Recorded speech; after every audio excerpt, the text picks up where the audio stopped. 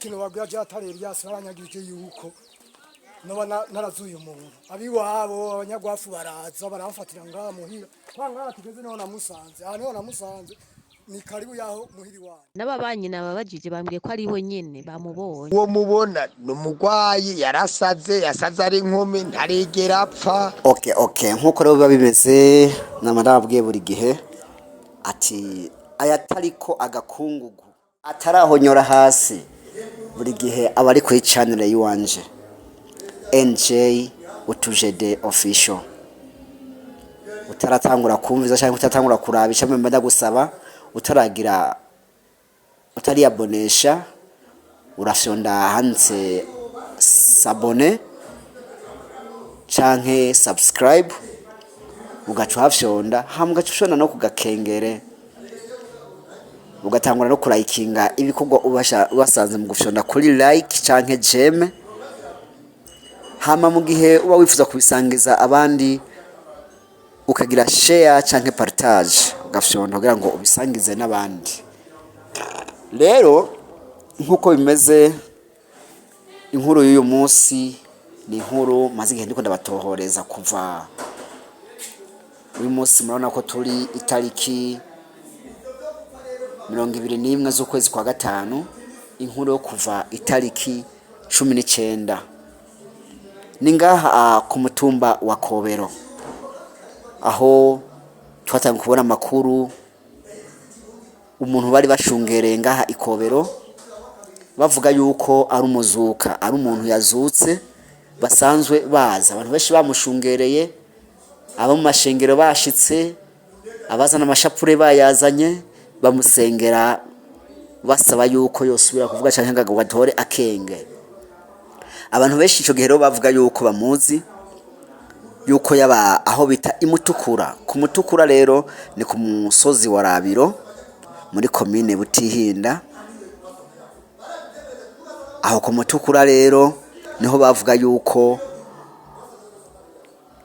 ariho yari yubatse imbere yuko apfa.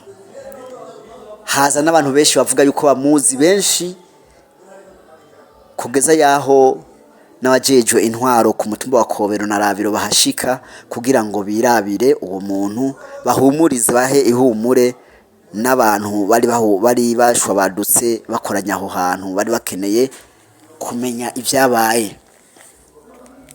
Mu nyuma yaho rero baramutoye mutwara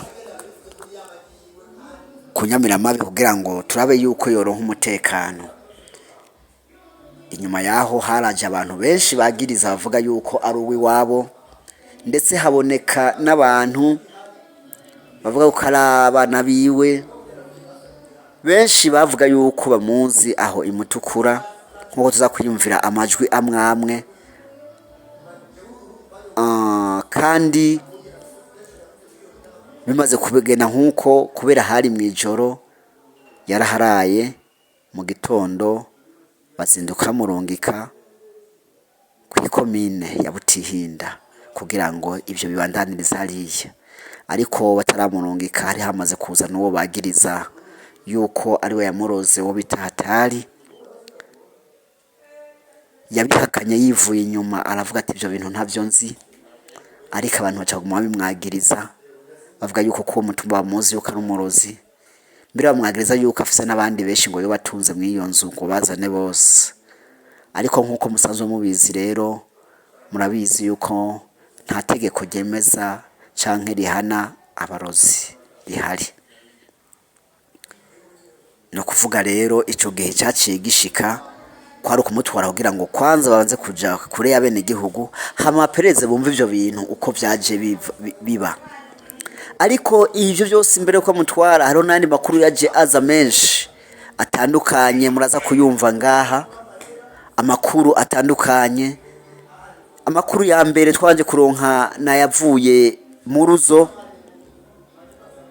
waramubonye muri groupe kuraza ko amagroupe usanga ari abantu batandukanye aravuga ati uyu muntu ndamuzi reka mwiyumvire ijwi ry'uwo muntu yavuga yuko amuzi yuko ari uwo mu ruzo hama turabandanya.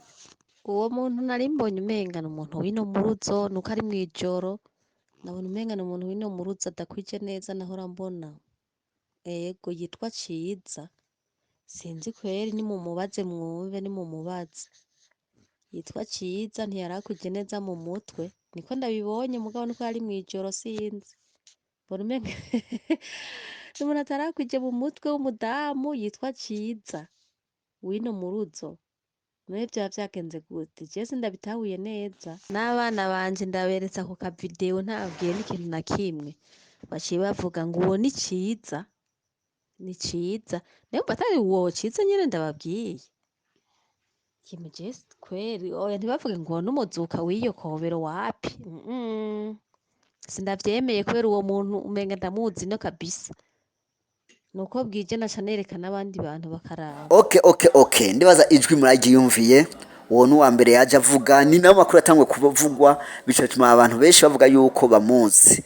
Uwo muntu nyene rero yarongeye kandi aravuga ati kugira mumenye neza yuko ari ivyo, reka ndabahe na musaza we abivugishirize. Musaza we ubwiwe nawe yaravuze. Uwo mukobwa mwafashe ngo ni uwiwanyu, uwo ni mushiki wacu. Uwo ni Ciza kurikira amahasa. Umushoferi wese mubona wino muruzo mumubaza ati mbu umuntu mumuzihe, aca babwira yuko bamwita Ciza kandi n'uwini wacu. Ivyo byo kuvuga ngo n'uwiyi wanyu n'uwino muruzi wacu. Je nitwa Gahungu Bosco. Izina ry'amatazirano wanyita watize ati je ndi musaza w'uwo mukobwa nyene. Uwo yarasaze mu mutwe. Urumva nabo bamujanye nimba arabaruzi bari bamwikoreye. Uwo yarasaze nyene nta muntu wino muri giteranyi atamuzi.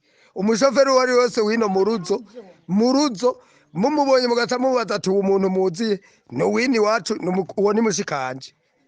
Yabona bavuga ngo no wabo n'ubwa mbere baramufatiye mu Kirundo baramuhaririya ko baramuzana nino abo bavyeyi biyemeza ngo no wabo ngo yapfuye ari umwarimu basubiye mu Kirundo uko nyene. Ahubwo nyeka abo bana ari bamuroza ari baguma bamushushura baza kumutora. Sawa murakoze. Okay, nkuko muvyumvise rero. Ivyo byose namajwi yashitse mw'iryo joro ryo kuwa 19 mu kwezi kwa gatanu kwa 19. Mw'iryo joro nyene ayo namajwi yatanguye kuza baharira umwe avuga ati n'uwi wacu n'uwi mutukura, abandi ati n'uwi wacu n'uwo muruzo. Kugera yaho ashitse kwikomine nabo urabizi, reka ce dushimira indongozi kuko ari naribonye zifise ukuntu zibicisha ahandi kandi hameze neza, bagaterereza ibintu byose bikagena neza. Reka tuvuga ati dushimire indongozi guhera ku mutumba aho vyahereye ikobero bagi baravyifatamwe neza. Dushimire n'inyamiramabi zarazifashimwe neza, abapolisi b'ikobero ndetse nawo muri komine Butinda bose bavyifashemwe neza. Twongere dushimire kandi n'indongozi zo ku mutumba wa Rabiro nabo bavyifashemwe neza kugira ngo barondere ukuriho kuri no kuguma bahumiriza bene gihugu. Kandi twongere dushimire abo ku komine Butihinda kuko nabo nyene baravyifashemwe neza, baba ba OPG n'abandi kuko baratohoje amakuru neza. Mu nyuma baramenya yuko uwo muntu atari uwo ngaho nk'uko abantu babivuga wo kwirabiro, ahubwo ari uwo mu giteranyi muri zone ruzo. Baca baramurungika kuwa 20 ejo hahise niho yaca arungikwa iwabo. Mbega amaze gushika iwabo hoho vyagenze gute? Mw'iryo joro nyene yaragiye nije navuga ati haba harimwo ibintu by'urujijo, amakuru atandukanye azavuga ibintu binyuranye. Urazi yuko uruntu rutabura. Hongera haza kandi ayandi makuru avuga yuko ageze mu giteranyi bamwansa, avuga ati uwo twari tuzi suyu. Bongera kandi baramugarukana ngo ikobero. Aho rero hacavuka impari zinene. Abantu bavuga ati none ko bamugarukanye ntitwamubonye. Bisaba yuko mu gitondo c'uyu munsi kuwa 21 urusaku rwamaze kubagwishi yuko yagarukanywe iwabo mu muryango kwirabiro. Abantu baca bakenera kumubona ati mbega yagarukanywe hehe kuko tutamubona. abantu bamaze gushavura twongera kandi twumva ayandi makuru. Ariko imbere yuko tujya kwayo makuru, reka twaje twumvirize abantu bimutukura ico bari bagona mwako kanya. Ndabaramutsa cane bana dusangiye groupe, mwaramutsa amahoro, mumeze neza mwese ahaherereye. Akora ibintu ni hatari numva biragoye. Je nari nameze nk'unuma ndatekereza ndatekana ku kijanye n'aya makomantere mwari muriko mumaze ku mwanya. Jewe uyu muntu bavuga ko atari uwino, jewe n'umubanyi wanje ngaha Mutukura. Jewe yahoze agikomeye atarapfa, jewe yari umukozi wanje yama mu ndimiro ari kumwe n'umudamu. Yego jewe nari ndamuzi cane gose kuko nta muntu yopfa ngo amara umwaka umwe n'amezi angahe ngo agaruke umuyoberwe. Jewe yirwana mu ndimiro n'umudamu wanje, ariko wumvise ingene biriko biragenda urumva ko ari hatari. Aho nyene hariho idawe iriko irakora canke yakoze ejo kugira nyene bigende gutyo.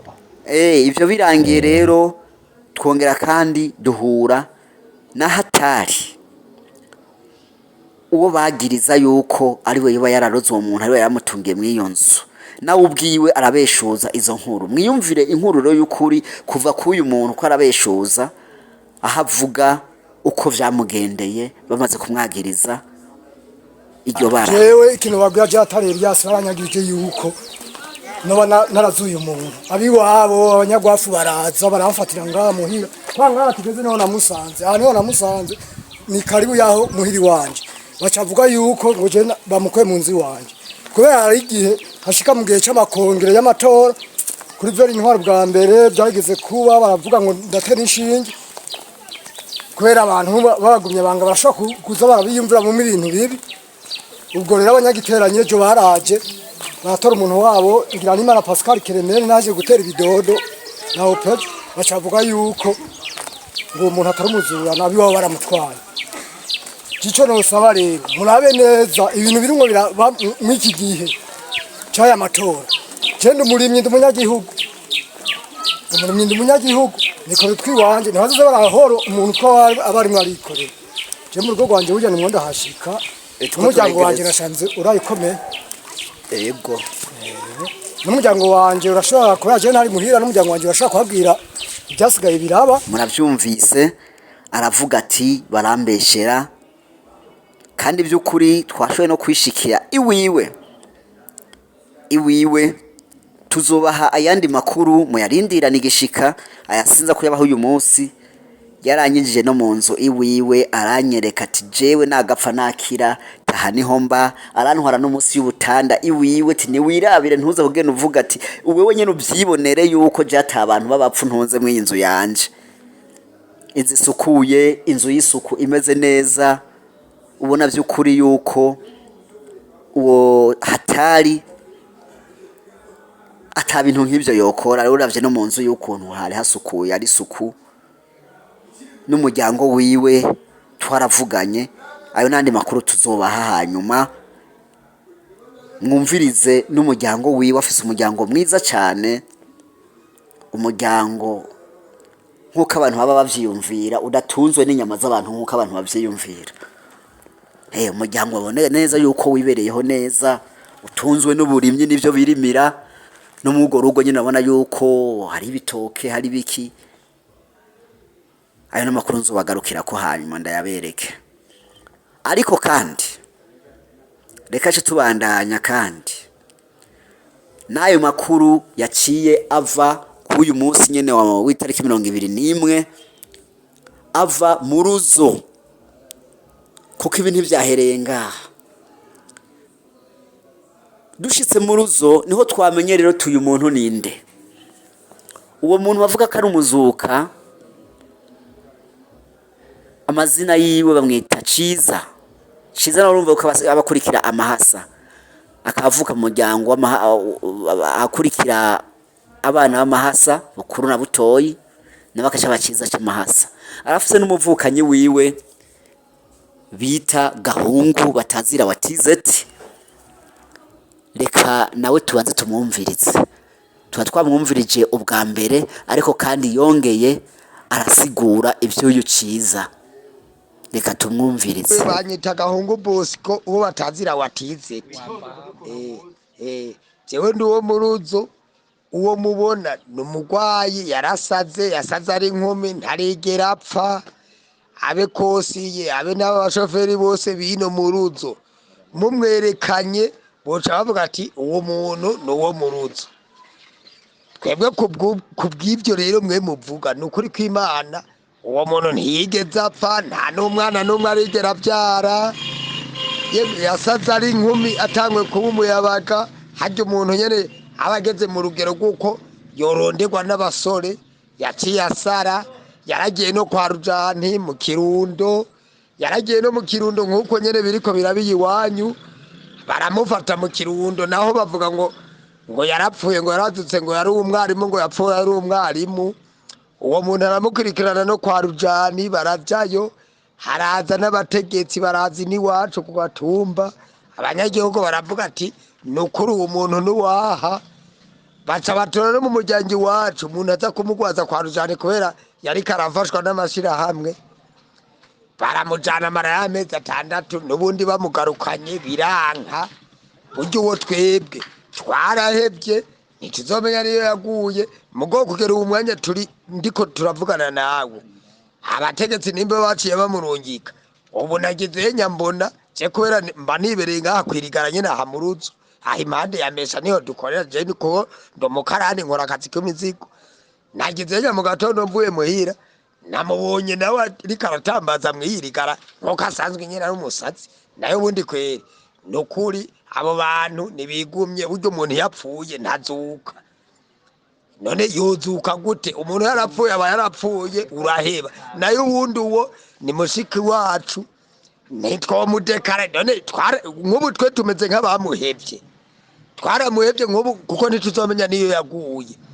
Bica bigenda uko. Nayo bundi mwarakoze no kumufata, ahubwo abantu murababwira ati nimwihangane, naho muzoza muramubona muzeze muvuga ati ubu ni wa musazi wo muruzo. Sawa, kandi mwarakoze no kumufata mukamumenyesha no ku matelefone hose, mwaragize neza, murakoze. Na bamwe mu babanyi biwe barafise amakuru batubwira, mwoyumviriza nayo nyene bama bamubona aho muruzo. Rero nagira ndabatera inkuru ya wa muntu nagumye ndababwira ati ni wino muruzo.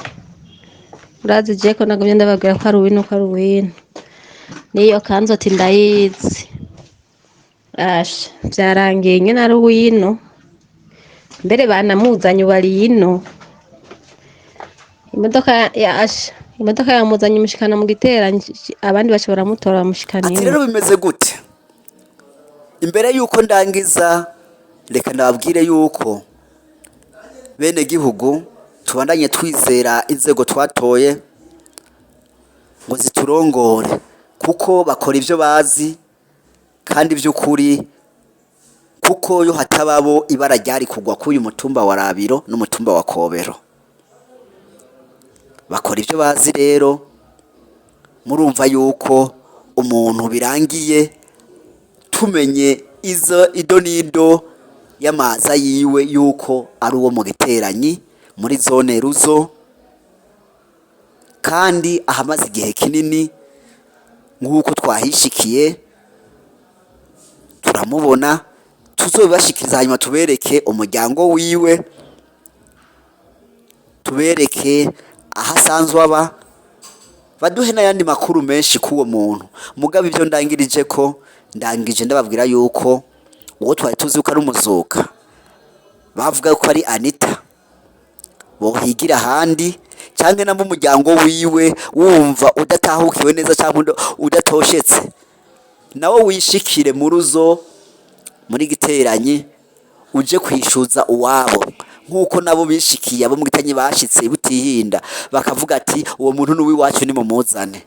Nabo rero abo ngaho ku mutumba wa Rabiro n'abana biwe n'umuryango wiwe namba bafise ivy'ukuri ivyerekana yuko ari umuntu wabo, nabo baraja ku mutumba wa baraja muri Ruzo, muri zone Ruzo mu giteranyi, bashikire mw'uwo muryango arimwo nabo bongere berekane ibimenyetso vyerekana yuko ari uwabo, hama kumbure ubutegetsi n'indongozi twatoye zinararibonye bazoja hagati ari uko bamaze kubona ukuri uko ariko hagati y'iyo miryango ibiri. Murakoze, mubandanye mugira like no gukurikirana ibikorwa vya NJ mtoto wa boda kuri channel ziwe za YouTube, aho wandika NJ ni indome zibiri N na J, ukaca wandika utujede official. Mundaye murukurikira ibikorwa nahoza muraronka amakuru acyoroye atarika akavumbi atarahonyora hasi. Rero abo ku mutumba wa Rabiro no ku mutumba wa Kobero n'abandi bose bo mwararosa ayo makuru, ubuho tuvugana ivyo ndababwiye nivyo nitohoreje kandi ndavyibonera yuko uwo mwita Anita atitwa Anita ahubwo yitwa Ciza, kandi atavuka nkuko bavuga ngo avuka igwafu akaba ngo ari yubatse ku mutukura, ahubwo atari uwo wewe Ciza atarigera yubaka n'umunsi n'umwe, ngo yabaye umukehabwenge akiri inkumi akiri muto nkuko twavyiganiwe na musaza we, hama n'ubu atarigera ashinga ugwiwe atanabana afise akiri inkumi, kandi ngo akaba yarigeze no kuja mu bitaro by'abagwaye kwa Rojandi. Nivyo mwiyumviye vyinshi mwavyikurikiraniye. Rero tuze turagerageza tuze turumviriza isaku keshi, tuze turarindira amakuru atohojwe kugira ngo ibara nizo ziragwa ku mitumba yacu, dusanga ibintu bamaze kubitohoza, dusanga twarihenze. Nta kintu kibabaje nko kwihenda ugasanga mwarakoze ikintu kibi hakaba ubwicanyi, byamara gutoza tugasanga ubwo bwicanyi bwavuye ku bujiji n'isaku atari mu bintu by'ukuri, biba bibabaje. Rero kenshi abenegihugu muze murakorana n'inzego mwatoye kugira ngo ibintu bize biragenda neza, ntihagire ikintu uzokiraba na kimwe ngo abenegihugu mwifatire ingingo yo guhana, ntaba ari vyiza. Ariko nkuko nabemereye ndabwira ati bye bye, tuzosubira ubutaha ndabaha amakuru yaho mu muryango aherereye live, ndayafise ariko nzoyabihera ndacayategura yaho muryango aherereye muhibonere, hama nongere ndabahe kandi n'amakuru y'abanyamutukura abavuga ko ari umuryango wabo ukuntu bakiriye aya makuru barose uyu munsi. Murakoze, ciao ciao.